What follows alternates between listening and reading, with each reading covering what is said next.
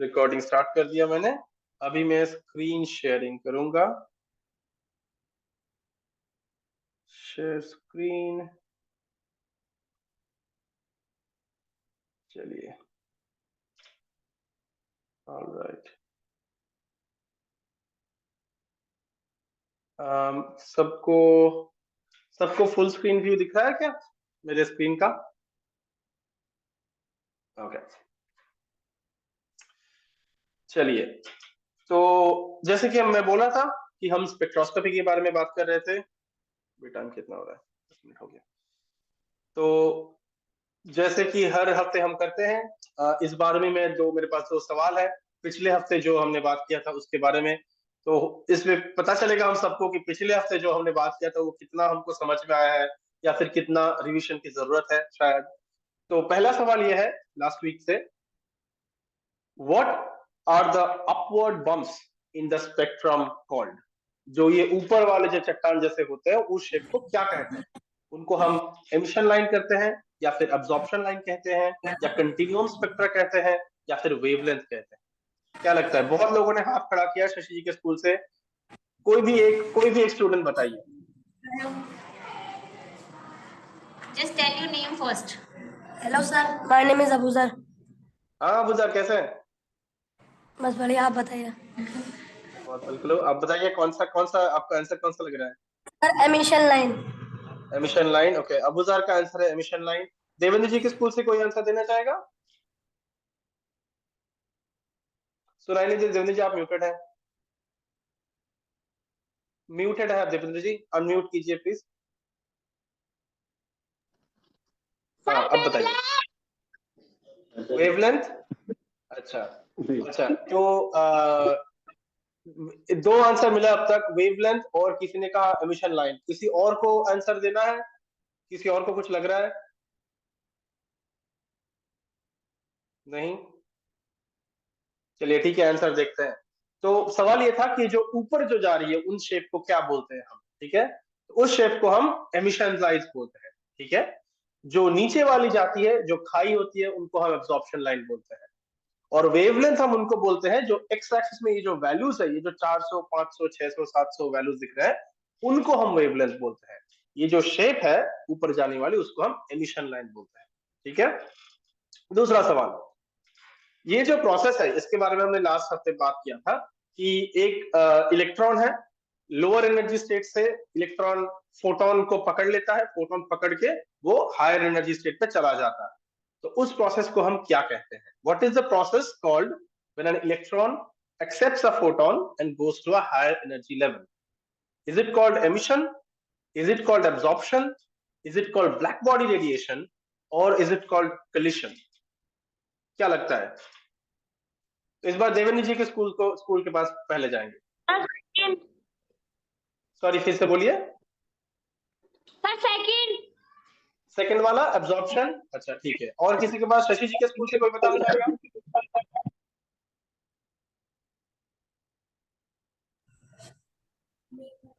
My name is Dolly. नमस्ते डॉली। नमस्ते sir, वो अब्जॉर्ब करके ऊपर लेके जाता है तो इसलिए उसका अब्जॉर्प्शन है। एब्जॉर्प्शन है, ठीक है। तो दोनों को लगता है एब्जॉर्प्शन है फिलहाल अभी तक। किसी और को कोई और आंसर देना है इसमें? किसी और को कोई और लगता होगा, कोई और ऑप्शन होना चाहिए इसमें? नहीं, अब तक किसी को कुछ और दूसरा ऑप्शन नहीं लगता है, ठीक है। तो देखते हैं, चलिए। दोनों ने ही बिल्कुल सही बोला है, आंसर एब्जॉर्प्शन है। क्योंकि जैसे कि डॉली ने एकदम बिल्कुल सही कहा, एक्सप्लेन करके कहा एक्चुअली, कि क्योंकि वो फोटोन एब्जॉर्ब हो जाता है, वो फोटोन कैप्चर करके इलेक्ट्रॉन नेक्स्ट जो दूसरा हाई लेवल पे है उसमें चला जाता है, तो इसी को उसको एब्जॉर्प्शन बोलते हैं। वो फोटोन गायब हो जाता है, वो फोटोन हमको स्पेक्ट्रम में उस वेवलेंथ का लाइट नहीं दिखता है, इसीलिए उस वेवलेंथ पे हमको कम लाइट मिलती है, इसलिए उसको ऐसे खाई जैसा हो जाता है, इसीलिए हम उसको एब्जॉर्प्शन बोलते हैं, ठीक है। तो ये रहा जो दो सवाल पिछले हफ्ते से, ठीक है। तो हम थोड़ा सा रिकैप करेंगे जो मैंने लास्ट हफ्ते हमने थोड़ा पिक्चर के माध्यम से बातें की थी, ऐसे मैंने एक्सप्लेन करने की कोशिश की थी।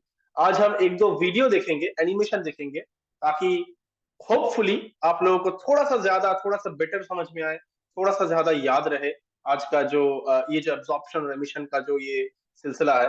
तो ये वीडियो पहले देखते हैं कि एमिशन और एब्जॉर्प्शन क्यों होता है।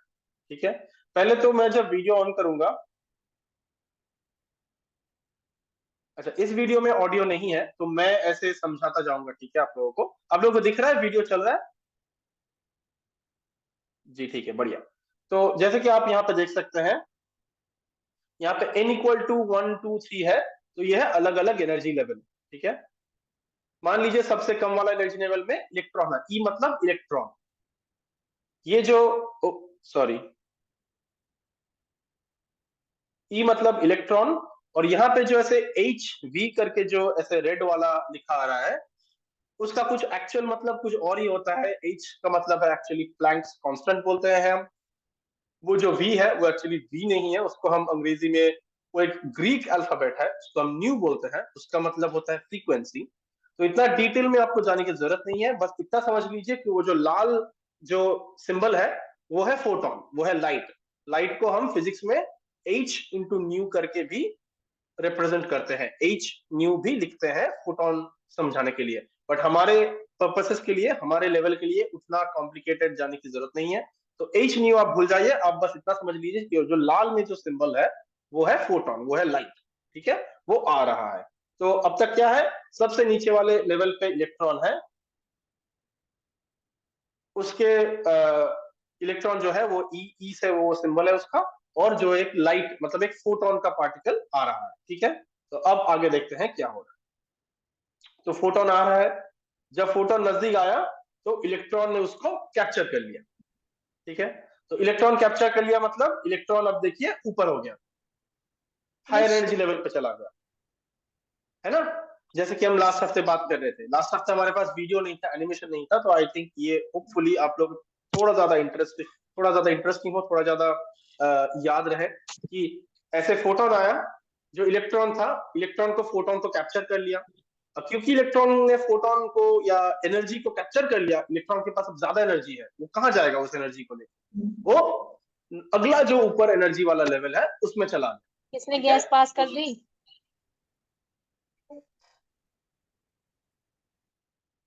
ठीक है, तो उसको हम इसीलिए वो हम अभी देख रहे हैं इलेक्ट्रॉन है, उसके चारों तरफ रेड एरोज है, मतलब वो अभी ज्यादा एनर्जी वाला इलेक्ट्रॉन है। वो अभी जो इनिशियल जो शुरुआत वाला इलेक्ट्रॉन था वो नहीं है, वो अभी इलेक्ट्रॉन और उसके पास भी एनर्जी है ज्यादा। अब आगे देखते हैं क्या होता है। ओ ये दोबारा स्टार्ट हो गया, सॉरी एक सेकंड, मैं थोड़ा इसको फॉरवर्ड कर देता हूँ। ठीक है, इलेक्ट्रॉन ने एब्जॉर्ब कर लिया और ये ट्रांजिशन हो गया, इसको हम बोलते हैं ट्रांजिशन। इलेक्ट्रॉन एक लेवल से दूसरा लेवल चला गया, फोटोन जो है वो एब्जॉर्ब हो गया, जैसे कि हम थोड़ी देर पहले भी बात कर रहे थे। तो ये क्या है, ये है एक्साइटेड इलेक्ट्रॉन। एक्साइटेड इलेक्ट्रॉन क्या होता है, अनस्टेबल होता है। N excited electron is unstable. Unstable मतलब वो हाई लेवल पे ज्यादा देर तक नहीं रुकेगा, वो वापस आ जाएगा। वो वापस आने के लिए उसको क्या करना पड़ेगा, उसको एनर्जी जो एक्सेस एनर्जी जो ज्यादा एनर्जी है उसको छोड़ना पड़ेगा, उसको फेंकना पड़ेगा कहीं पे। तो वो कैसे फेंकता है, वो दोबारा उसको एक लाइट के माध्यम से फेंक देता है, तो उसको हम बोलते हैं एमिशन। वही अभी होने वाला है, ध्यान से देखिए। एक्साइटेड इलेक्ट्रॉन नीचे आ गया, ड्रॉप्स टू ग्राउंड स्टेट, और क्योंकि वो नीचे आ गया, जो एक्स्ट्रा एनर्जी था वो ऐसे, जहां पे अभी देखिए दोबारा ऐसे लाल वेव करके जो सिंबल है, उसका मतलब है लाइट। लाइट बाहर जा रहा है, देखिए एरो बाहर की तरफ है, रेड का एरो। पहले वो अंदर आ रहा था, इलेक्ट्रॉन ने एब्जॉर्ब कर लिया। अभी जब इलेक्ट्रॉन वापस आ गया अपने सबसे नीचे वाले एनर्जी लेवल पे, उसने एक लाइट का टुकड़ा, मान लीजिए एक फोटोन छोड़ दिया, तो उसको एमिशन बोलते हैं। इसलिए बोलते हैं emits a photon of light. Photon मतलब वन लाइट पार्टिकल। ठीक है, तो अब ये इतना ही एमिट करेगा जितना एनर्जी ये सेकेंड लेवल और फर्स्ट लेवल के बीच का था, है ना। तो ये दोनों एनर्जी, सेकेंड लेवल का जो एनर्जी था अब वो फर्स्ट लेवल पे आ गया, तो कितना एनर्जी उसने लूज किया, लॉस कितना हुआ, दोनों एनर्जी के लेवल के बीच में जो एनर्जी है, जो एनर्जी का डिफरेंस है, उतना लॉस हुआ। ठीक है, तो उतना ही एनर्जी वो फोटोन के माध्यम से छोड़ रहा है, उसको हम एमिशन बोलते हैं। तो वो उसी एनर्जी में एमिशन होगा, या फिर उसी वेवलेंथ पे एमिशन होगा, या फिर उसी कलर उसी रंग में एमिशन होगा जिस रंग को हम इन दोनों लेवल की एनर्जी का जो डिफरेंस है उसको उसका उसका समान जो एनर्जी है उतना ही एनर्जी छोड़ेगा। ठीक है। अब अगर मान लीजिए इलेक्ट्रॉन n=1 से n=2 तक ही क्यों जा रहा है? वो तो ऊपर भी जा सकता था, जब उसको फोटोन मिला वो 3 तक भी जा सकता था, अगर 3 के बाद कुछ है 4 तो 4 तक भी जा सकता था। तो अगर वैसा हो तो कैसा हो? ठीक है, तो देखते हैं। तो ये फोटोन एमिट हो गया, ये एमिशन हो गया। ठीक है, और यहाँ पे जो ऐसे लास्ट वाला है वो जैसे आंख जैसे बना हुआ है ह्यूमन, तो इसका मतलब यह है कि यही फोटोन हमारे आंख को आ रहा है, मतलब हमारे टेलीस्कोप में आ रहा है या फिर हम आंख से देख रहे हैं, तो हमको ये पता चल रहा है कि ये एमिशन हो गया। ठीक है, सॉरी,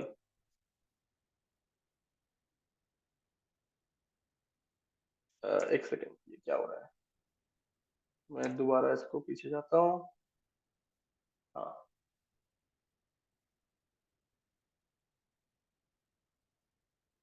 अरे सॉरी, ये इतना आगे पीछे क्यों हो रहा है?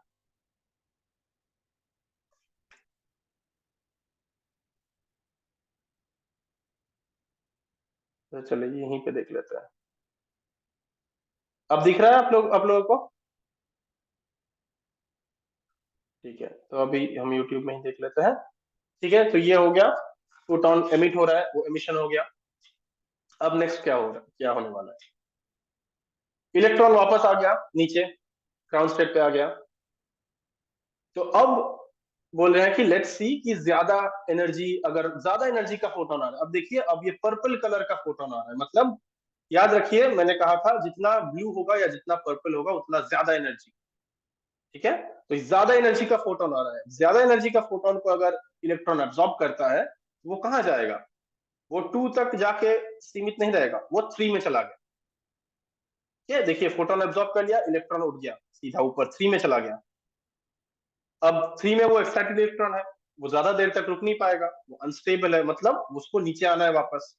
नीचे आना है मतलब उसको क्या, उसको पूरा जो 3 और 1 के बीच में जो एनर्जी है, जो फासला है, वो उसको तय करना है। तो मतलब वो एक और पर्पल कलर का लाइट जो है उसको वो एमिट कर देगा। पर्पल कलर का फोटोन उसने वापस एमिट कर दिया, जो जिसको हम आंखों से देख सकते हैं हम। ठीक है, तो यही थोड़ा एक सेकेंड,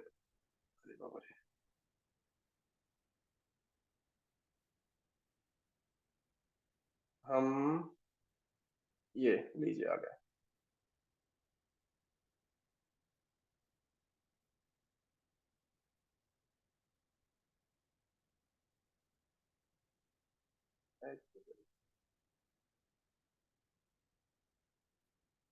ये वीडियोस चलाने में काफी दिक्कत हो रही है। चलिए ठीक है, तो हम नेक्स्ट वाले वीडियोस में चलते हैं। तो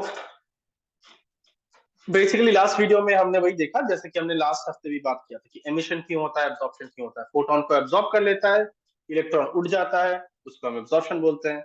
इलेक्ट्रॉन जब वापस नीचे आता है, वही फोटोन को उसने छोड़ देना है, तो उसको हम एमिशन बोलते हैं। ठीक है, तो ये एक और वीडियो है, सिमिलर कॉन्सेप्ट है, जिसमें थोड़ा सा डिफरेंट तरीके से एनिमेशन है, थोड़ा डिफरेंट तरीके से इसको समझाया गया, तो इसको भी हम थोड़ा जल्दी से देख लेते हैं। तो इसमें क्या है, पहली बात तो इसमें देखिए आप, जो पूरा जो गोल है, जो पीले पीले कलर का जो पूरा बॉल है, वो मान लीजिए एक एटम है। ठीक है, अब हम देख रहे हैं एटम के अंदर जो लेयर्स है, मान लीजिए हम अंदर हमको हमको दिख रहा है, तो एकदम बीच वाला जो काला जो सेंटर है वो है प्रोटॉन। प्रोटॉन क्या है उसका डिटेल्स में हम नहीं जा रहे हैं, वो सेंटर में है बस मान लीजिए।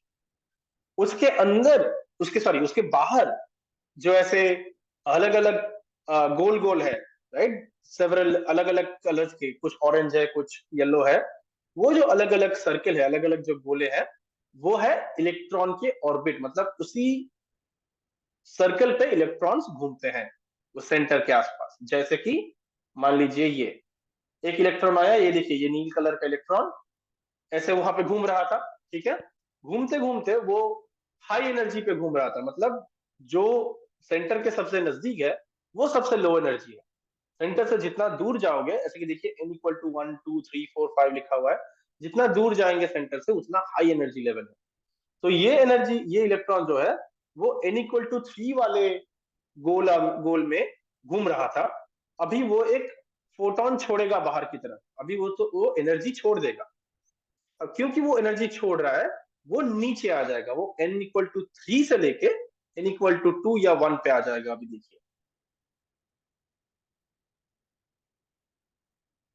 ये देखिए इलेक्ट्रॉन घूम रहा है, अब घूमते घूमते उसने एनर्जी छोड़ दिया, क्योंकि वो एनर्जी छोड़ दिया, वो इमीडिएटली 3 से 2 आ गया, कम लेवल पे आ गया, 2 पे आके भी वो घूम रहा है।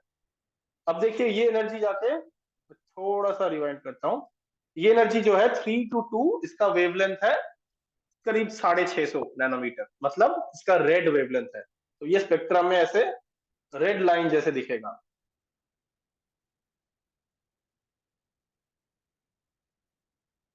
ये देखिए आया, और अभी ये रेड लाइन बन गया, ये देखिए एकदम राइट साइड पे स्पेक्ट्रम में रेड लाइन बन गया। तो वो स्पेक्ट्रम में वो जो कलर है, वो जो एनर्जी लेवल है, वो 650 नैनोमीटर, वो रेड लाइन बनती है। अब ये 2 में घूम रहा है, ठीक है। अब मान लीजिए एक नया इलेक्ट्रॉन आया, वो n=4 पे था, 4 से वो 2 में आया, तो उसका वेवलेंथ होगा 486 नैनोमीटर। तो उसका वेवलेंथ कम हुआ फिर पिछले वाले से, राइट, पिछले वाला 650 कुछ था, तो ये पिछले वाले से वेवलेंथ कम है। वेवलेंथ कम है यानी कि उसका कलर ब्लू की तरफ है। जितना ज्यादा वेवलेंथ उतना लाल की तरफ उसका रंग होता है, जितना कम वेवलेंथ उतना उसका नील की तरफ रंग होता है। तो इसका कलर नील है, तो ये देखिए इसमें एक नील स्पेक्ट्रम या नील जो है एमिशन लाइन बनेगा। अब मान लीजिए वो n=5 से आया, 5 से 2 में आया, तो और भी ज्यादा एनर्जी, मतलब और भी कम वेवलेंथ और भी ज्यादा नील रंग का वो लाइट छोड़ेगा। तो ऐसे इलेक्ट्रॉन्स अगर बारी बारी से अलग अलग लेवल से, अभी ये ज्यादा और भी ऊंचा लेवल से आया, तो इसका और भी कम वेवलेंथ होगा और भी नील कलर होगा। तो ऐसे इलेक्ट्रॉन्स अगर बारी बारी से ज्यादा एनर्जी लेवल से नीचे वाले एनर्जी लेवल पे आते हैं, तो तब ये हम उसको उसका जो स्पेक्ट्रम है फाइनली वो ऐसे दिखेगा। ये देखिए ये एकदम राइट साइड पे दिख रहा है, इसमें 4 लाइन 4 कलर्स हैं, एक रेड है, फिर थोड़ा सा ब्लू टाइप है, आसमानी रंग का है, फिर एकदम डीप ब्लू, फिर पर्पल।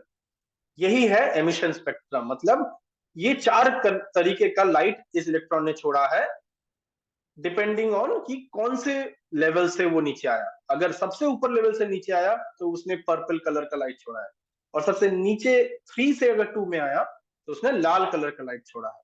ऐसे एमिशन होता है। अगर इलेक्ट्रॉन ऊपर वाले लेवल से नीचे वाले लेवल पे जा रहा हो तो वो फोटोन छोड़ता है, मतलब लाइट छोड़ता है, और उस लाइट का एक पर्टिकुलर कलर होता है। कोई भी कलर का लाइट नहीं छोड़ता है, एक पर्टिकुलर कलर का लाइट छोड़ता है। कितना एनर्जी डिफरेंस है दोनों लेवल पे, उसके ऊपर वो निर्भर करता है कि कौन से कलर का वो लाइट छोड़े। ठीक है, तो ऐसे ही एमिशन जो है वो काम करता है। ठीक है, तो अब हम देखते हैं कि थोड़ा सा ब्रीफली, थोड़ा सा छोटा सा करके आज हम देखेंगे।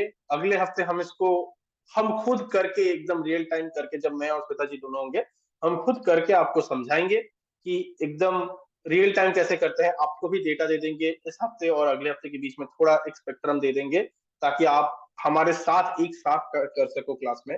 तो उसके डिटेल में हम बाद में बात करेंगे। अभी हम थोड़ा सा एक छोटा सा वीडियो देखेंगे जिसमें हम बस इतना देखेंगे कि अगर हमारे पास डेटा दिया गया हो तो हम उसको माइक्रोसॉफ्ट एक्सेल में प्लॉट कैसे बनाएं, स्पेक्ट्रम का प्लॉट कैसे बनाते हैं। ठीक है, उसका एक छोटा सा वीडियो है, वो हम देख लेते हैं पहले।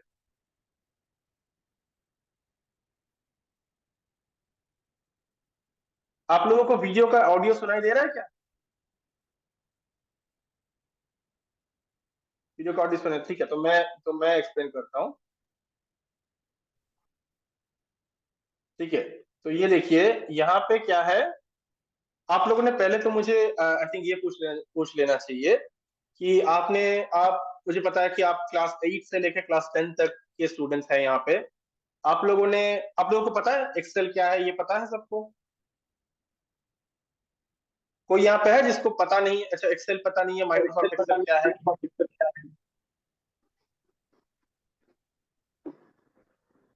पता है सर। पता है, अच्छा। और शशि जी के स्कूल में एक्सेल पता है, Microsoft Excel, MS Excel?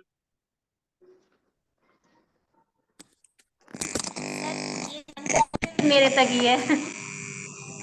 Sorry Shashi जी, दोबारा बोलिए, सुनाई नहीं दिया। मैं कह रही sir I know very well but my students can't. Students can't, okay that's fine, no problem no problem. तो एक्सेल क्या है, उसको कैसे यूज करते हैं, वो हम अगले हफ्ते अच्छे से सिखा देंगे। आज बस थोड़ा वीडियो देख के एक अंदाजा लगा लेते हैं हम। तो जिनको नहीं पता है एक्सेल, उनके लिए मैं बता दूं कि माइक्रोसॉफ्ट एक्सेल एक सॉफ्टवेयर है। वो अगर आपके पास जो आपका जो स्कूल का कंप्यूटर है, या आप में से किसी किसी के पास अगर घर पे कंप्यूटर होगा या फिर नहीं भी होगा, स्कूल के कंप्यूटर में भी विंडोज अगर है स्कूल कंप्यूटर में, तो विंडोज के साथ साथ ये एक सॉफ्टवेयर आता है, इसको हम बोलते हैं माइक्रोसॉफ्ट एक्सेल।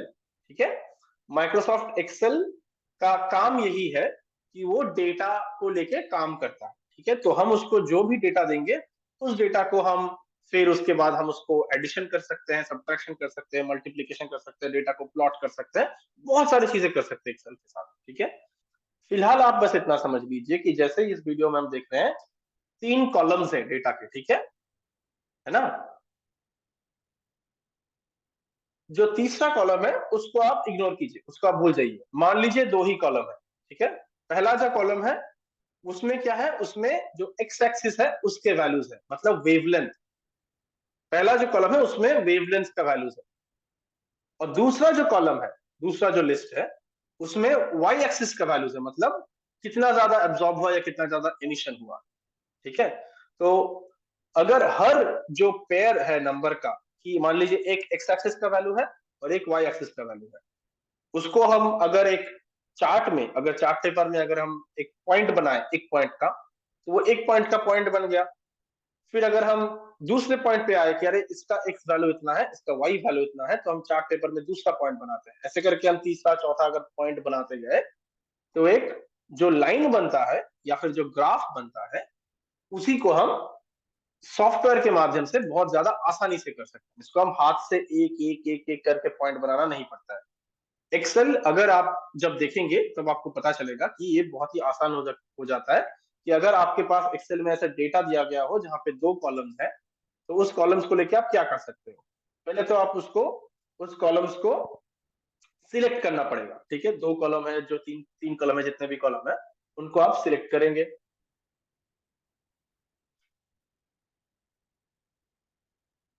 ठीक है, सिलेक्ट करने के बाद आप ऐसे देखिए, सिलेक्ट करने के बाद आप जो यहाँ पे एक जो आइकन है, ग्राफ आइकन बोल के, उसको अगर हम दबाएंगे, उसके पास आपको ऑप्शंस मिलेगा कि कौन सा कैसे तरीके का ग्राफ चाहिए आपको, कैसे तरीके का प्लॉट चाहिए। तो स्कैटर विथ स्मूथ लाइंस जो ऑप्शन है, इन्होंने वो चूज किया। स्कैटर विथ स्मूथ लाइंस मतलब आप बस इतना समझ लीजिए कि ऐसे वो जो स्पेक्ट्रम है, वो स्पेक्ट्रम जैसा लाइन बना के देगा इस डेटा से। ठीक है, वो ऑटोमेटिकली सॉफ्टवेयर बना के देगा आपको। तो ये सिलेक्ट किए तो इमीडिएटली देखिए इनके पास ये स्पेक्ट्रम जैसा बन गया। ठीक है, तो इसमें क्या क्या बना, एक्स एक्सिस में जो है, जो इसे 100 से लेके जो 800 तक जो नंबर्स है, वो लिया इन्होंने, वो जो पहला वाला कॉलम है वहां से लिया। ठीक है, यहां देखिए, ये जो पहला वाला कॉलम है, वहां से वो एक्स एक्सिस के वैल्यूज लिए। जो दूसरा कॉलम है, वहां से वो एक ग्राफ का वैल्यू लिया। और जो तीसरा कॉलम है, उससे वो दूसरा ग्राफ का वैल्यू लिया। इनके पास दो दो अलग अलग डेटा है, सैंपल 1 और सैंपल 2 बोल के।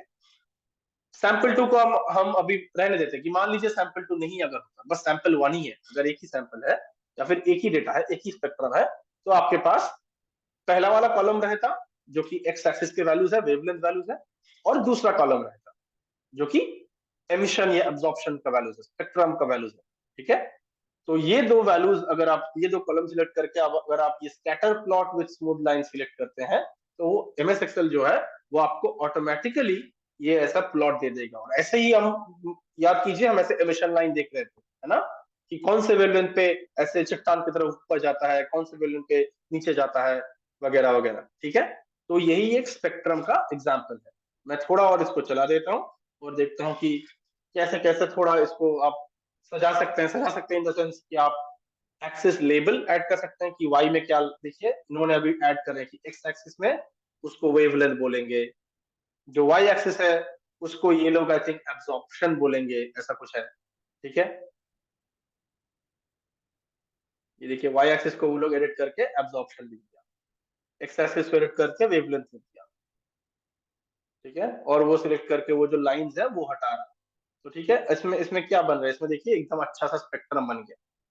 तो आपको अगर हम डेटा दे दे, डेटा मतलब ये जो दो कॉलम वाली जो वैल्यूज है, जो बस नंबर है, आपको अगर हम बस नंबर दे दे, या फिर अगर आप वो नंबर कहीं से डाउनलोड कर ले, बस वो नंबर पे बेस करके आप इतना अच्छा एक स्पेक्ट्रम बना सकते हैं एमएस एक्सेल से, माइक्रोसॉफ्ट एक्सेल में।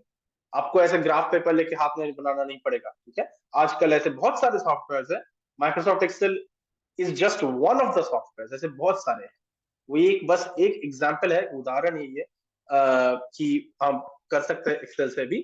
तो बस आपको अगर नंबर्स मिल जाए, जो स्पेक्ट्रम का जो डेटा है वो मिल जाए, तो आप उससे एक स्पेक्ट्रम ऐसे प्लॉट कर सकते हैं। और स्पेक्ट्रम प्लॉट करने के बाद बहुत कुछ हो सकता है। उसके एमिशन लाइंस, जैसे कि हमने बात की, मेजर कर सकते हैं कहाँ पे कौन सा एलिमेंट है। ये मेजर कर सकते हैं कि जो शेप है, जो पीक है, पीक कहाँ हो रहा है, उसके उसके ऊपर क्या डिपेंड करता है, उसके ऊपर डिपेंड करता है टेम्परेचर। उस जो बॉडी का है उसका तापमान कितना है, वो डिपेंड करता है कि ये पीक कहाँ हो रहा है ना। तो ऐसे एक बार स्पेक्ट्रम प्लॉट कर दे तो बहुत कुछ हम सीख सकते हैं वहां से।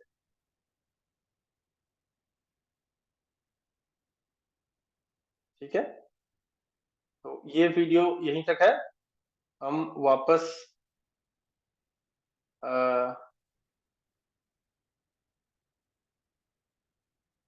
इसमें आ गए। तो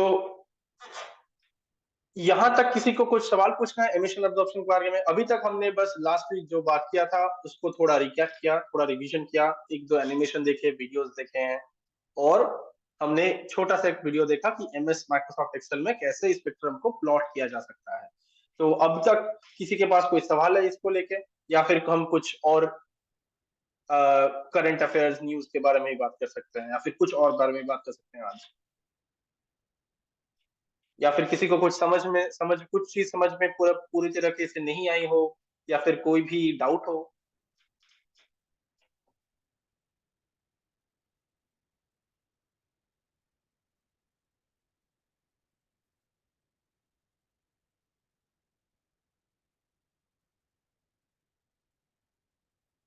शशि जी के स्कूल में कोई कुछ पूछना चाहेंगे? हाँ जी, बोलिए। आप ऐसा कर रहे थे, हमें भी ऐसा ही मिलेगा?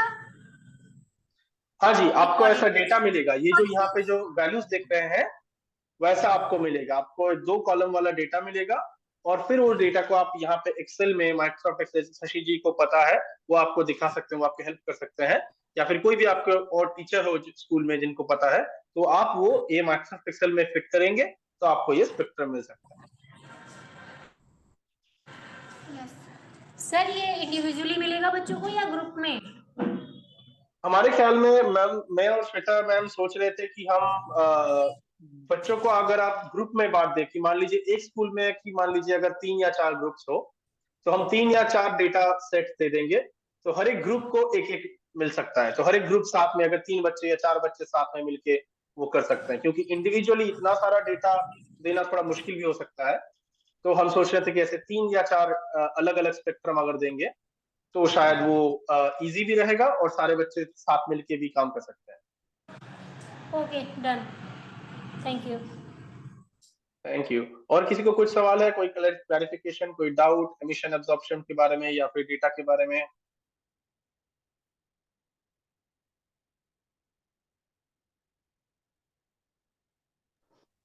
सर ये क्वेश्चन है कि ये जो इमिशन है, एब्जॉर्प्शन है, वो इलेक्ट्रॉन के द्वारा ही होता है या फिर न्यूक्लियस जो होता है एटम का उसके द्वारा भी हो सकता है क्या?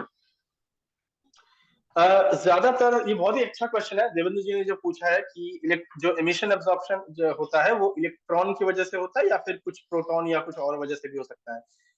द आंसर इज ज्यादातर केस में इलेक्ट्रॉन की वजह से ही होता है, कि मान लीजिए ऑलमोस्ट सारे केस में इलेक्ट्रॉन की वजह से ही होता है। इलेक्ट्रॉन का जो एनर्जी स्टेट्स है वो ऊपर नीचे जब आता जाता है तभी वो फोटोन छोड़ता है। बट वो इलेक्ट्रॉन का एनर्जी स्टेट्स क्या होगा, कितना ऊपर कितना नीचे होगा, कितना नजदीक होगा, वो डिपेंड करता है प्रोटॉन पे। प्रोटॉन पे डिपेंड करता है, वो मैग्नेटिक फील्ड पे डिपेंड करता है, वो इलेक्ट्रॉन का जो स्पिन है। हर एक इलेक्ट्रॉन अपने आप में भी घूम रहा है, जैसे कि अर्थ घूम रहा है, धरती घूम रही है, वैसे हर एक इलेक्ट्रॉन अपने आप में भी घूम रहा है, ऐसे ऐसे ऐसे। तो उस स्पिन के ऊपर भी डिपेंड करता है कि वो ऐसे घूम रहा है कि वो ऐसे घूम रहा है। तो बहुत सारी चीजों पर डिपेंड करता है कि इलेक्ट्रॉन का जो एनर्जी लेवल है वो कितना ज्यादा या कम होगा। तो उस एनर्जी लेवल, एक एनर्जी लेवल से दूसरे एनर्जी लेवल तक अगर जब इलेक्ट्रॉन आना जाना करता है तब ये इमिशन और एब्जॉर्प्शन होता है। तो हाँ, ये सारे चीज इलेक्ट्रॉन के ट्रांजिशन की वजह से ही होता है, पर इलेक्ट्रॉन ट्रांजिशन कितना दूर करेगा, कितना कम एनर्जी होगा, कितना ज्यादा एनर्जी होगा, वो डिपेंड करता है प्रोटॉन। ठीक है, चलिए, और किसी के पास कोई सवाल? सबको सब कुछ समझ में आ गया एब्जॉर्प्शन एमिशन के बारे में? अगले हफ्ते जब सवाल पूछेंगे तब आना चाहिए। आज का पहला सवाल का जवाब सबने सही नहीं दे पाए। ठीक है, मुझे दिख रहा है कोई कोई हंस रहे हैं अपने से। चलिए, तो बच्चे कह रहे हैं सर कि अगर बाद में कुछ समझ में नहीं आएगा तो सर से पूछ लेंगे, यानी कि मेरे से या सर से। जी बिल्कुल, आप अपने टीचर से डेफिनेटली पूछ सकते हैं, बट हमसे भी पूछ सकते हैं। बिल्कुल हेजिटेट मत कीजिएगा, बेझिझक पूछ सकते हैं, अब भी पूछ सकते हैं, बाद में भी पूछ सकते हैं। व्हाट्सएप जो जी बिल्कुल, व्हाट्सएप में भी क्वेश्चंस डाल सकते हैं आपके टीचर्स के द्वारा, तो डेफिनेटली पूछ सकते हैं, हमको भी पूछ सकते हैं, अपने स्कूल में जो टीचर्स हैं उनसे भी पूछ सकते हैं। ये जो स्लाइड है, आई थिंक एक दो स्लाइड बहुत पुराना था, हम बहुत दिनों से इन स्लाइड तक आ नहीं पा रहे थे। ये मल्टी वेवलेंथ एस्ट्रोनॉमी के बारे में है, बट आई थिंक हमने मल्टी वेवलेंथ के बारे में काफी बात कर लिया है, तो इसके बारे में हम शायद अगले हफ्ते भी बात कर सकते हैं। आज मुझे मन कर रहा है कि कुछ थोड़ा करंट अफेयर्स, कुछ जो चटपटा जो खबर है एस्ट्रोनॉमी की दुनिया की, उसके बारे में एक दो चीज के बारे में बात करें, शेयर करें आप लोगों के साथ कि क्या चल रहा है नया। तो आप लोगों ने ये सुना है कि आर्टेमिस 1 बोल के एक मिशन है, आया है नासा का नया, अभी अभी लॉन्च हुआ है, एक्चुअली परसों लॉन्च हुआ आई थिंक। किसने सुना है ये आर्टेमिस 1 के बारे में? हाथ ऊपर की, जैसे देवेंद्र जी ने सुना है, और कोई भी स्टूडेंट सुना है इसके बारे में? एक नया रॉकेट लॉन्च हुआ परसों जिसका नाम है आर्टेमिस 1, और नासा ने लॉन्च किया है। किसी ने सुना है, किसी ने खबर में देखा हो या फिर कहीं से सुना हो? नहीं, चलिए कोई बात नहीं। तो ये एक बहुत ही नया चीज है। किसी को ये बता पाएगा कि जो पहली बार जो चांद पे जो इंसान लैंड किए थे वो कौन से साल में था? कौन से साल में था, या फिर कौन सबसे पहले लैंड किया था जो इंसान, जो एस्ट्रोनॉट का नाम कौन, किसको आता है?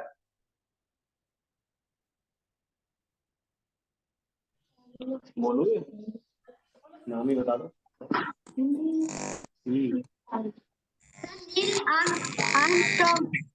नील आर्मस्ट्रॉन्ग, जी बिल्कुल सही, नील आर्मस्ट्रॉन्ग एक उनमें से थे। हाँ जी, हाँ जी, you are also right Dolly. तो नील आर्मस्ट्रॉन्ग एक एस्ट्रोनॉट थे, वो उनमें से थे जिन्होंने सबसे पहले चांद पे पैर रखने वाले में से थे।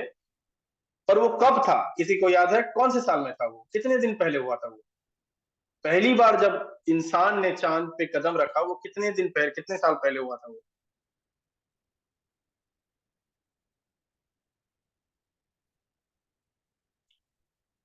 कोई गेस करना चाहेगा, अंदाजा लगाना चाहेगा कितने साल पहले हुआ होगा? आपको क्या लगता है? क्योंकि आजकल हमारे जमाने में हमको फोन, हमारे पास फोन है, इलेक्ट्रॉनिक्स है, इंटरनेट है, सब कुछ है, तो चांद पे पहली बार जब हमने उतरे थे वो कितने दिन पहले हुआ होगा? हाँ जी बोलिए। 1972। फिर और किसी को और कोई आंसर देना है 1972 के अलावा?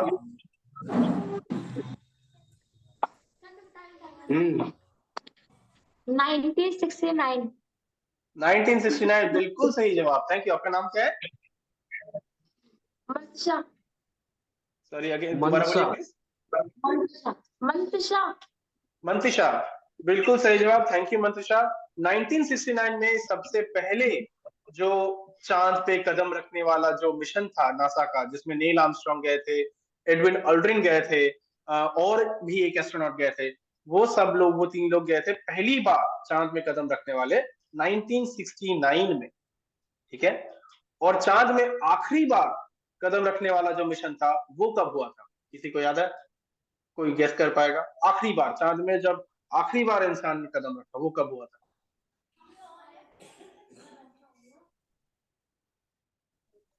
कोई गेस करना चाहेगा, अंदाजा लगाना चाहेगा कि अगर 69 में हम पहली बार गए चांद में तो आखिरी बार कब गए थे?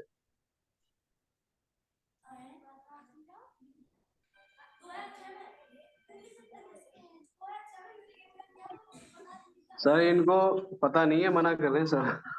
अच्छा जी। और शशि जी के स्कूल में मुझे बहुत सारे ऐसे डिस्कशन सुनाई दे रहा है। कोई कोई यहाँ पे माइक पे बोलेगा कि क्या हो रहा है डिस्कशन?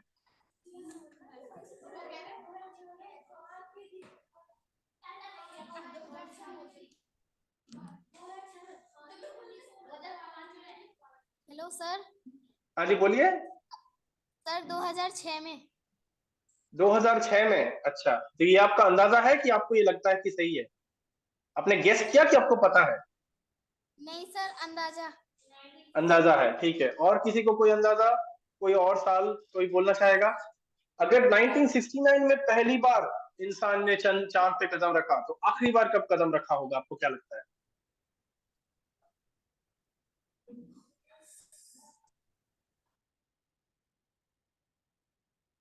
चलिए मैं ही बता देता हूँ। अच्छा हाँ बोलिए, सॉरी दोबारा बोलिए। 2003 बोल रही है। 2003, 2003, 2006 ऐसे गेसेस मिल रहे हैं। एक्चुअल आंसर है 1972। हम पहली बार 1969 में चांद पे गए और आखिरी बार 1972 में गए, उसके बाद से चांद में नहीं गए हम लोग। इंसान बस 3 साल के लिए बहुत बार गए, तब जो कोल्ड वॉर चालू हो रहा था यूएसए और रशिया के बीच में, जिसको हम स्पेस रेस, उस कोल्ड वॉर का एक कंपोनेंट था, एक हिस्सा था। तो वो स्पेस रेस के बदौलत ये जो बड़े देश थे, दो देश तब, रशिया और यूएसए, इन्होंने दोनों ही चांद पे एस्ट्रोनॉट भेजे, चांद में मशीन्स भेजे, सैटेलाइट भेजे, और चांद पे लैंडिंग भी किए दोनों ही देशों ने। और सब तभी सबने बहुत जल्दी जल्दी कर लिया। 1969 में पहली बार किया और उसके बाद लगातार करते गए और 1972 में आके रुक गए। ठीक है, 3 साल, 3 या 4 साल इंसान चांद पे गए, कदम रखा, एक्सपेरिमेंट्स किया, चांद का जो मिट्टी का सैंपल है वो कलेक्ट किए, बहुत कुछ किए।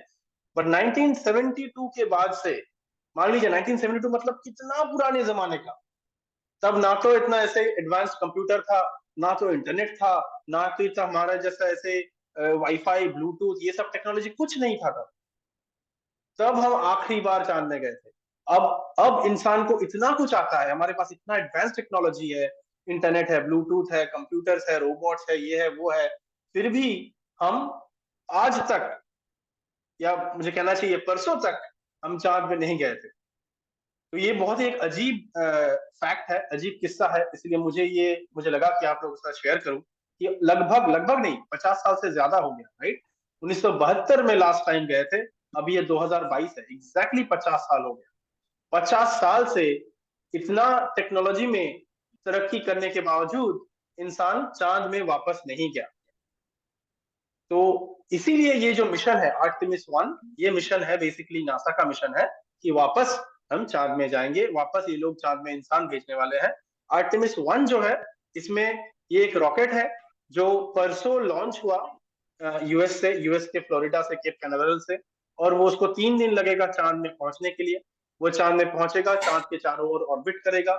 उसने चांद में एक वो रोबोटिक, जो ऑटोमेटिक बोलते हैं हम, ऑटोमेटिक एक लैंडर चांद पे उतरेगा, वो उसको कुछ एक्सपेरिमेंट करेगा वहां पे, सब कुछ करके फिर वो वापस लगभग 3-4 हफ्तों में वापस अर्थ में आ जाएगा। फिर साइंटिस्ट उसको लेके वो सैंपल कलेक्ट करके उसका एक्सपेरिमेंट का जो रिजल्ट है वो स्टडी करेंगे। तो ये आर्टेमिस 1 जो है, इसमें कोई इंसान नहीं गया, इसमें बस रोबोट्स गए, जो मशीन्स गए। इनका प्लान ये है, इरादा ये है कि आर्टेमिस 2, 3 ऐसा जो लगातार जो आने वाले जो मिशन होंगे, उसमें वापस हम एक्चुअल इंसान को हम वापस चांद में भेजेंगे। चांद में जो इंसान जो एक्सपेरिमेंट्स किए थे 50 साल पहले, वो हम दोबारा शायद कर पाएंगे। तो इसीलिए थोड़ा स्पेशल है ये मिशन। तो इसमें जो राइट साइड पे जो फोटो है, इसमें आपको दिख रहा होगा कि बड़ा जो रॉकेट है, रॉकेट का नाम है ओरायन। ओरायन 5 आई थिंक ये है, ओरायन 5 या ओरायन 6 में भूल गया। तो वो जो बड़ा सा पूरा चीज है वो है रॉकेट, ओरायन रॉकेट, और उसका जो ऊपर में छोटा सा जो पार्ट है एकदम पतला सा, वो है आर्टेमिस। वो पार्ट जाके चांद में पहुंचेगा, पूरा पार्ट नहीं पहुंचेगा, पूरा पार्ट में सबसे ज्यादातर पार्ट खुल के एक्चुअली वापस धरती में गिर जाएगा। वो जो बड़े बड़े जो पार्ट्स हैं वो फ्यूल टैंक्स है। फ्यूल टैंक्स यानी कि वो बस रॉकेट को धरती का जो ग्रेविटी है, जो माध्याकर्षण है, उस पुल से निकालने के लिए है। एक बार रॉकेट स्पेस में निकल गया उसके बाद वो जो बड़े बड़े टैंक्स की जरूरत नहीं है, तो वो सारे खुल जाते हैं। छोटा सा जो एकदम ऊपर का पार्ट है छोटा सा, वो रह जाता है, बस वो जाएगा चांद तक। वो चांद तक जाएगा, घूम के वापस आ जाएगा। ठीक है, तो हम ये जो एक वीडियो है लेफ्ट में, ये वीडियो है आर्टेमिस लॉन्च होने के बाद रॉकेट से पृथ्वी की तरफ देखते हुए एक वीडियो है। ठीक है, तो मतलब ये कैमरा जो है, ये कैमरा रॉकेट पे लगा हुआ है, रॉकेट की बॉडी पे लगा हुआ है, और ये पीछे की तरफ देख रहा है, जो अर्थ को ये छोड़ के आया उसकी तरफ देख रहा है। तो ठीक है, इसीलिए इसमें कोई साउंड नहीं है इस वीडियो में, बट इसमें देखिए ज्यादा जितना ये रॉकेट दूर जा रहा है, आपको पीछे ऐसे गोल जो है वो अर्थ है, वो अर्थ दिख रहा है। तो आप समझ लीजिए कि आप एक गाड़ी में हैं और आप गाड़ी सामने की तरफ चल रही है और आप पीछे देख रहे हैं गाड़ी के शीशे से, और पीछे आपकी चीजें दूर जाती हुई। यहाँ पे ये जो आर्टेमिस रॉकेट है ये देख रहा है धरती को दूर जाता हुआ, क्योंकि ये दूर जा रहा है धरती से, ये चांद की तरफ जा रहा है, और ये पीछे जो बहुत ब्राइट हुआ है वो एक्चुअली सूरज है। ठीक है जी, ये जो गोल आपको दिख रहा है शेप, वो एक्चुअली पृथ्वी का शेप है। तो ये कैमरा है, रॉकेट में ही लगा हुआ है कैमरा है, उस कैमरे से हम पीछे की तरफ देख रहे हैं, मतलब अर्थ को देख पा रहे हैं। और ये चीज जा रहा है बहुत तेजी से उड़ता हुआ चांद की तरफ। लगभग 3 दिन लगता है चांद तक पहुंचने में, और वापस आने में भी लगता है लगभग उतना ही टाइम लगता है, और बीच में वो टाइम चांद की तरफ चारों ओर घूम के, चांद के चारों ओर घूम के वो कुछ एक्सपेरिमेंट्स करने वाला है। तो ये था एक पहला वाला इंफॉर्मेशन जो मैं शेयर करना चाहता था आप लोगों के साथ, कि आर्टेमिस 1 जो है वो लॉन्च हुआ, बस परसों ही लॉन्च हुआ, ये अभी भी चांद तक पहुंचा नहीं है, अभी आसमान में है। नासा का एक वेबसाइट है एक्चुअली, कि जिसमें कोई भी जाके चेक कर सकता है कि तभी at that moment where is the spacecraft, where is Artemis, ऐसे आसमान में कहाँ पे है आर्टेमिस, कितना दूर पहुंचा, चांद के कितने नजदीक है, या फिर कितना घंटा बाकी है उसको पहुंचने में। वो आप कभी भी अगर आप गूगल करें तो वो लिंक आपको मिल सकता है, नासा का लिंक, नासा का वेबसाइट, जहाँ पे कोई भी जाके देख सकता है कि ये जो जा रहा है इसका कितना रास्ता तय हो चुका है, कितना रास्ता तय होने को बाकी है, वगैरह वगैरह। ठीक है, तो ये है नासा का जो नया सबसे रिसेंट लॉन्च जो चांद तक जा रहा है। किसी को इसके बारे में कुछ और जानना हो, कुछ और क्वेश्चन हो, कोई क्यूरियोसिटी हो नासा के लॉन्च के बारे में, या फिर स्पेसक्राफ्ट के बारे में, या फिर चांद के बारे में?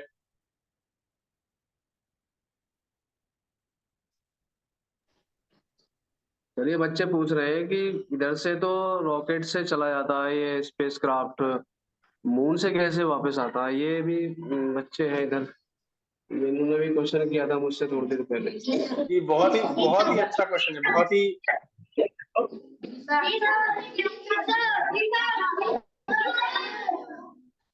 अच्छा क्वेश्चन है। क्वेश्चन है कि यहाँ से तो रॉकेट के मदद से वो चला गया, मून से वापस कैसे आ रहा है? तो इसमें हमको पहली बात तो ये याद रखना पड़ेगा कि अर्थ का जो वजन है, अर्थ का जो ग्रेविटी है, वो बहुत ज्यादा है मून से। मून छोटा है, मून में कोई एटमॉस्फेयर नहीं है, मून से टेक ऑफ करना बहुत ज्यादा इजी है। ठीक है, उतना ज्यादा फोर्स चाहिए ही नहीं होता है टेक ऑफ करने के लिए मून से। और दूसरी बात यह है कि अर्थ से जब ये टेक ऑफ कर रहा है, ये इतना ज्यादा भारी भरकम चीज, तो उसको उड़ाने के लिए बहुत ज्यादा एनर्जी लगेगा। पर मून तक वो जब पहुंच रहा है, वो ऊपर के छोटा वाला चीज पहुंच रहा है, छोटा मतलब यहाँ पे छोटा लग रहा है, उसका एक्चुअल मान लीजिए उसका साइज होगा एक कमरे के जैसा साइज है। ठीक है, तो छोटा कमरे के जैसा साइज जो एकदम मून पे पहुंच रहा है। मान लीजिए एक क्या बताएं, एक गाड़ी के अंदर जो इतना जगह होता है, मान लीजिए उतना साइज। ठीक है, वो फाइनली जाके मून पे पहुंच रहा है। वो एकदम भारी भरकम बड़ा चीज नहीं है, वो छोटा चीज है। और मून का ग्रेविटी भी कम है, बहुत कम है, 1/6 है अर्थ के कंपैरिजन में। तो उसके पास भी एक थोड़ा सा फ्यूल रहता है, ताकि वो थोड़ा सा फ्यूल इजेक्ट करके मून के सरफेस से उठ जाए, और थोड़ा सा एक बार वो उठ जाए तो मून के ग्रेविटी के बाहर वो इजिली आ सकता है। और एक बार आ गया तो अर्थ का ग्रेविटी बहुत ज्यादा है, अर्थ की ग्रेविटी मून को भी पकड़ा हुआ है, तो एक बार वो मून से थोड़ा सा भी निकल गया तो अर्थ अपने आप उसको अपने तरफ खींच लेगा। तो इसीलिए मून से वापस आना उतना दिक्कत नहीं है, अर्थ से छूट छूट पाना ज्यादा दिक्कत है, ज्यादा एनर्जी लगता है, इसीलिए इतना ज्यादा बड़ा बड़ा फ्यूल टैंक चाहिए होता है। बट ये बहुत ही अच्छा सवाल था, थैंक यू देवेंद्र जी। और किसी के पास कोई सवाल है? शशि जी के स्कूल में किसी के पास कोई सवाल है, कोई क्यूरियोसिटी हो, आपको कुछ जानना हो इसके बारे में, आर्टेमिस या लॉन्च या moon, space, rockets?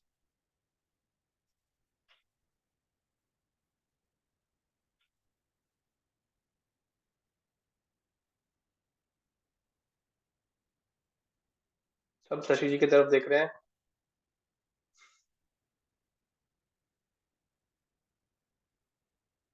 Any question? Any question? हाँ, आओ।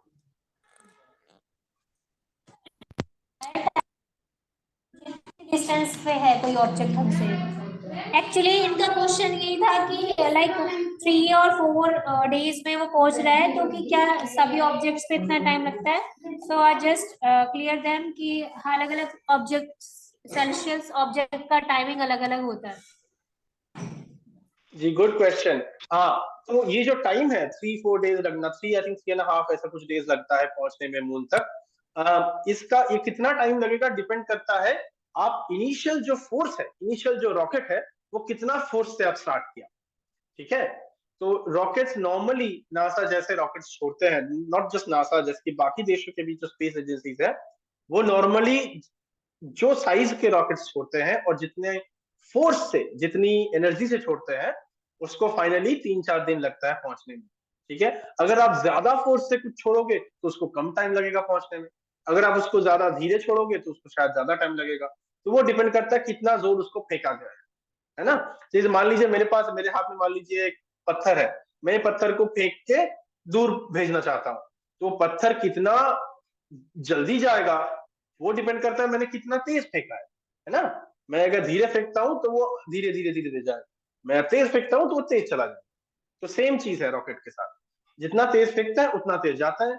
नॉर्मली जितना स्पीड से ये सब चीजें छोड़े जाते हैं, नॉर्मली 3 से 4 दिन लगता है चांद तक पहुंचने के लिए। ठीक है ना। तो चलिए आज हम लास्ट चीज के बारे में बात करेंगे आज की क्लास के।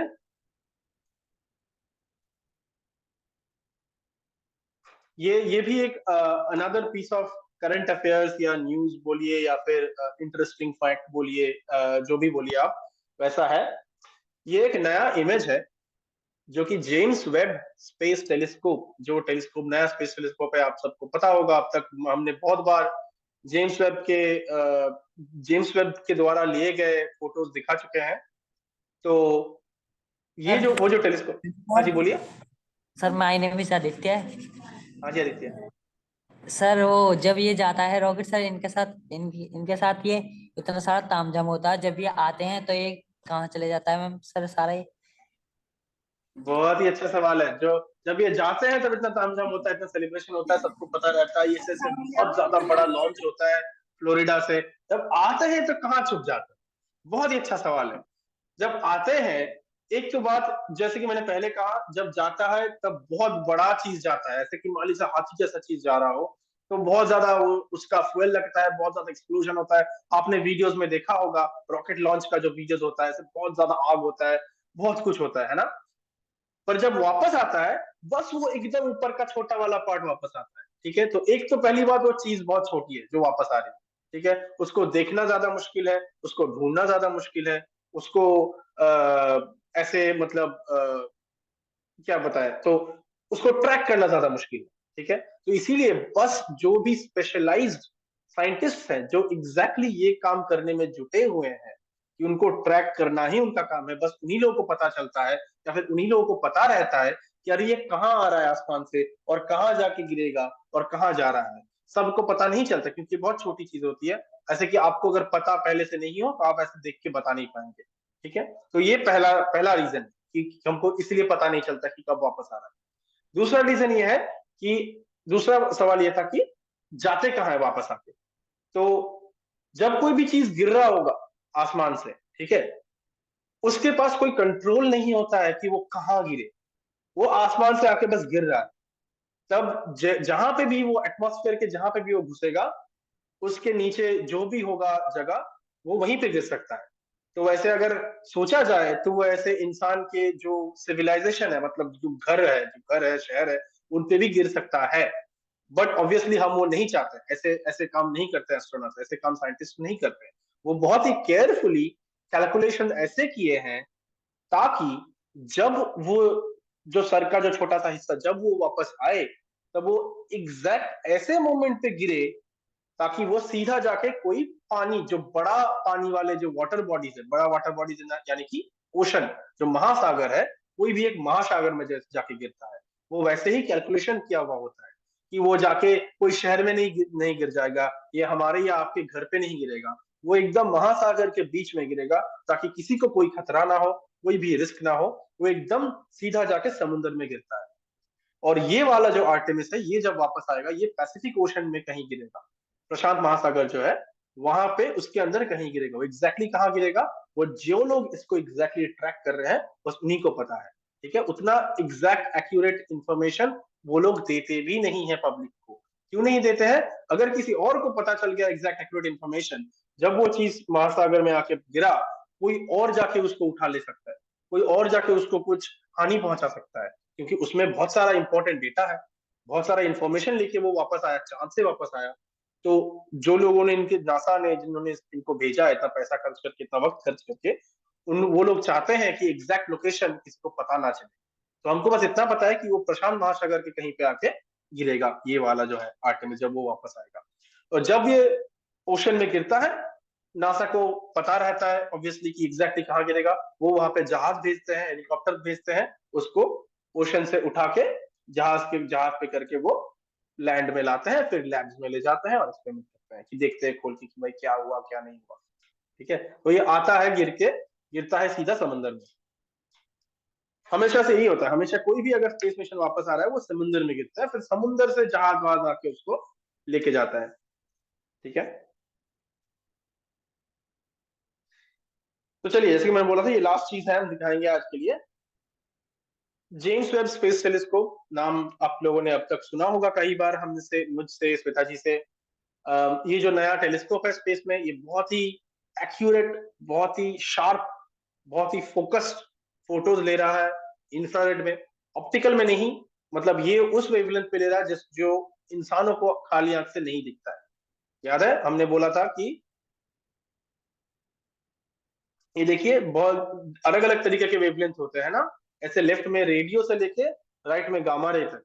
बस थोड़ा सा ही पार्ट हमको ऑप्टिकल, मतलब आंखों से दिखता है, बाकी चीज हमको आंखों से नहीं दिखता है, बट वो भी होते हैं। जैसे कि इंफ्रारेड, इंफ्रारेड इंसान को आंखों से नहीं दिखता है, बट बहुत सारे बॉडी जो भी हमारे आसपास चीजें हैं वो सारे इंफ्रारेड लाइट एमिट कर रहे हैं, बस हमको दिखता नहीं है। उसके लिए हमको नाइट विजन गॉगल्स जो बोलते हैं हम आजकल के मॉडर्न शब्दों में, नाइट विजन गॉगल्स जो होता है वो इंफ्रारेड लाइट दिख सकता है। तो ये जो JWST, James Webb space telescope है, मान लीजिए वो एक बड़ा सा नाइट विजन कैमरा है जो स्पेस में रखा हुआ है, तो ये इंफ्रारेड लाइट दिखता है। तो ये जो एक एग्जांपल है, ये जो उदाहरण है, ये भी एक बहुत ही फ्रेश, आई थिंक ये कल या परसों का रिलीज किया हुआ है। जो जेम्स वेब का जो कमिटी है, उन्होंने रिलीज किया है कि एक बहुत ही नया फोटो लिया है, पहली बार देखा गया ऐसा इतना डिटेल में से। तो क्या देखा गया, ये क्या चीज का फोटो है? ये है एक प्रोटोस्टार का फोटो, ठीक है, जैसे कि लिखा हुआ है प्रोटोस्टार। और ये प्रोटोस्टार का इंफ्रारेड इमेज है, मतलब इंफ्रारेड लाइट में फोटो लिया हुआ है, सफेद लाइट में नहीं है, अल्ट्रावायलेट लाइट में नहीं है, इंफ्रारेड लाइट में। तो प्रोटोस्टार्स क्या होते हैं? Protostars are like baby stars. Stars पूरी तरह जब तक नहीं बन जाते हैं, तब तक उनको प्रोटोस्टार्स बोलते हैं। मतलब वो स्टार बनने के प्रोसेस में है, बट अभी तक वो पूरी तरह स्टार्स नहीं बने हैं। But before they are born, तब भी वो लोग ऑलरेडी बहुत सारा लाइट जो है वो एमिट करते हैं, ठीक है।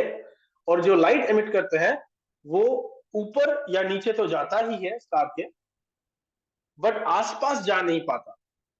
आसपास इसलिए नहीं जा पाता क्योंकि स्टार जो है, प्रोटोस्टार जो है, वो उसके अराउंड एक डिस्क होता है। डिस्क मतलब एक मान लीजिए एक प्लेट जैसा होता है, ठीक है। उस प्लेट मतलब उसमें गैस है, डस्ट है, पत्थर है, ऐसा ऐसी चीजें, जैसे गैस डिस्क है, उसके बीच में स्टार है, ठीक है। तो वो जो गैस डिस्क है, वो जो स्टार से जो लाइट आ रही है, वो लाइट रोक देती है, ठीक है। तो क्योंकि वो लाइट रोक देती है, तो हमको वो सीधा वाला लाइट नहीं मिलता, हमको लगता है एक ब्लैक बैंड है वहां पर, ब्लैक डिस्क है। तो ये जो है फोटो में देखिए, आपको दिखेगा एकदम सेंटर में, एकदम सेंटर में एक लग रहा है कि एक हॉरिजॉन्टल एक ब्लैक पोर्शन है, राइट, एक ब्लैक जगह, डार्क जगह है, वहां से लाइट नहीं आ रही है। वो है डिस्क, वो है रिंग जो स्टार के चारों चारों तरफ है। वो रिंग लाइट को ब्लॉक कर रही है। उस रिंग में बहुत सारा डस्ट है, बहुत सारा गैस है जो स्टार के चारों तरफ है, इसीलिए उसमें से लाइट हम तक नहीं आ पा रही है। बट लाइट ऊपर नीचे जा रहा है, और ऊपर नीचे जो भी गैस है, उस गैस पे लाइट गिर के वो लाइट हम पे आ रही है, वो गैस इंफ्रारेड लाइट हम पे छोड़ रही है। तो इसीलिए हम उसको इतना कलरफुल तरीके से, वो देखिए आप, ऐसे गैस का शेप्स है बहुत सारे, उसको फिलामेंट है, मतलब ये जो पूरा गैस है, ये सारा जाके उस स्टार पे गिर रहा है। ये लाइट बाहर आ रही है, सब गैस बाहर नहीं आ रहा है। सब देख देख के लग सकता है कि ये बहुत सारा चीजें ऐसे स्टार से बाहर आ रहा है, नहीं, स्टार से कुछ बाहर नहीं आ रहा है। ये जो सारा चीज है, ये स्टार के तरफ जा रहा है, क्योंकि स्टार में बहुत ज्यादा ग्रेविटेशनल अट्रैक्शन है। वो ग्रेविटी की वजह से सब कुछ अपने चारों तरफ जो भी है, वो सब कुछ ऐसे खींच के खा रहा है, ठीक है। क्योंकि वो सब कुछ खींच के खा रहा है, उसके चारों तरफ एक डिस्क बन गया, एक प्लेट जैसा बन गया। इसलिए उसके एकदम आंख बराबर जो लाइट है वो हमको नहीं मिलता, बस ऊपर और नीचे का जो लाइट है, फिर वो लाइट जो गैस में पड़ता है, उस गैस को हम देख सकते हैं कि वो जो गैस एकदम पूरा सब एकदम स्टार की तरफ जा रहे हैं, ऐसे एकदम झुंड में होके। जितना ज्यादा ये गैस स्टार के तरफ, स्टार के ऊपर जा गिरेगा, उतना ये स्टार का वजन बढ़ता जाएगा, उतना हैवी होता जाएगा, उतना वो गर्म होता जाएगा। और एक पॉइंट के बाद उसके अंदर जो हाइड्रोजन फ्यूजन हम बोलते हैं, न्यूक्लियर फ्यूजन, वो स्टार्ट हो जाएगा। मतलब वो एक्चुअल में स्टार बन जाएगा, वो एक्चुअल में स्टार कहलाएगा तब से। अभी भी ये स्टार नहीं है, इसको हम इसको प्रोटो स्टार बोलते हैं, मतलब ये स्टार बनने वाला है, अभी तक बना नहीं है।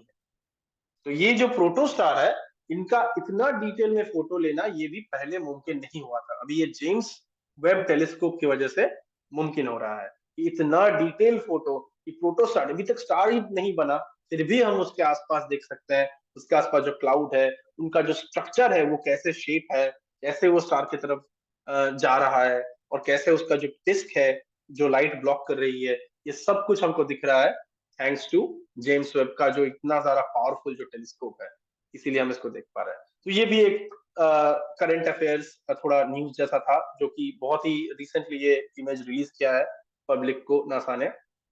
तो मुझे लगा कि अच्छा होगा, आप लोग शायद एंजॉय करेंगे अगर ये दिखाऊं आपको कि कैसे कैसे रिसर्च हो रहा है ऐसे आज के दिन में एस्ट्रोनॉमी में और स्पेस टेलीस्कोप को लेकर, है ना। तो आज तक मुझे यहाँ आज के लिए मुझे यहीं तक बोलना था। किसी के पास कोई भी सवाल हो, कमेंट हो, कोई भी डाउट हो, तो अभी बोल सकते हैं बेझिझक।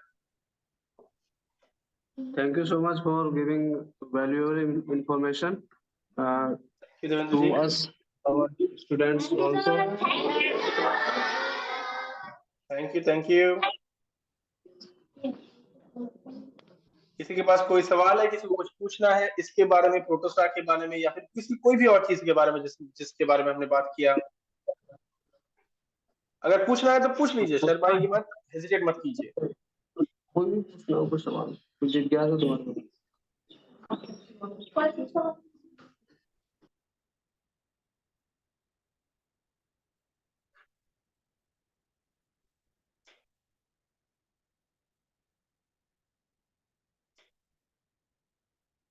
नहीं है, किसी के पास कोई सवाल नहीं है, सबको सब समझ में आ गया।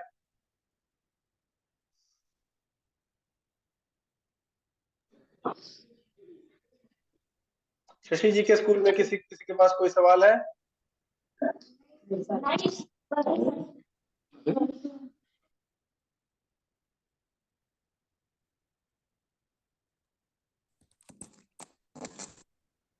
धन्यवाद बोल दो सर का। Bye sir. अरे वाह। Thank you, thank you, bye bye. अगर किसी के पास कोई सवाल हो और अगर ये वीडियो कोई बाद में देख रहा हो, if anyone is watching the video later, if you have any questions, कोई भी सवाल हो, कोई भी जिज्ञासा हो, कोई भी डाउट हो, आप वीडियो में कमेंट कर सकते हैं। अपने टीचर्स के द्वारा व्हाट्सएप पे हमको सवाल, हम तक सवाल पहुंचा सकते हैं, हम डेफिनेटली जवाब देंगे, या फिर अभी भी पूछ सकते हैं, या फिर जब आप नेक्स्ट क्लास स्टार्ट करेंगे तब भी पूछ सकते हैं। ठीक है। और मुझे ये पूछना था आज का लास्ट थिंग, देवेंद्र जी और शशि जी, आप दोनों से खास करके, कि अगर हम अगले हफ्ते ये जो माइक्रोसॉफ्ट एक्सेल में जो हमने आज वीडियो देखा, वो अगर हम क्लास में रियल टाइम करना चाहें तो वो क्या पॉसिबल होगा? कि अगर मान लीजिए मैं अपना लैपटॉप में कर रहा हूँ, करके दिखा रहा हूँ, और आपके पास स्कूल का कंप्यूटर या लैपटॉप जो भी है, वहां पे आप भी अपने स्टूडेंट्स को करके दिखा रहे हैं, ये ऐसा मुमकिन है करना? जी सर, कर सकते हैं सर। यहाँ पे तो नहीं पॉसिबल होगा एक्चुअली मेरे साथ में, क्योंकि as I told you that from 21st onward I will be on maternity leave, but मेरा एक स्कूल ग्रुप है अपना इन बच्चों का, तो मैं इनको अलग से Zoom पे वो सारी चीजें शेयर कर दूंगी। अच्छा जी, ठीक है, हाँ, फिर वो भी चलेगा। थैंक यू शशि जी। ठीक है, तो हम कोशिश करेंगे जितना हो सके अगले अगले हफ्ते एकदम हैंड्स ऑन सिखाने को सारे स्टूडेंट्स को, कि मैं और श्वेता जी भी करेंगे, आप देखेंगे वो रियल टाइम कि हम क्या कर रहे हैं, और वो देख के आपके अगर हो सके आप खुद तभी अगर करें तो आपको थोड़ा प्रैक्टिस भी मिल जाएगी। ठीक है, और फिर हम वो जो डेटा है, जैसे शशि जी ने भी पूछा था, वो हम डेटा आपको दे देंगे, 3-4 स्पेक्ट्रम दे देंगे, आप हर स्कूल में 3-4 ग्रुप बना लेना आपने, और फिर उसके नेक्स्ट वीक वापस आके हम देखेंगे कि हर हर ग्रुप ने क्या प्लॉट बनाया, क्या स्पेक्ट्रम बनाया, क्या मेजर किया। ठीक है, तो ये है अगले 2 हफ्तों का प्लान। ठीक है, तो आज के लिए मेरी तरफ से बस यही है। अगर किसी के पास कोई और सवाल नहीं है तो हम यहाँ पे वीडियो रिकॉर्डिंग एंड कर सकते हैं और स्क्रीन शेयरिंग भी बंद कर सकते हैं। और किसी के पास सवाल है तो बेझिझक पूछ लीजिए।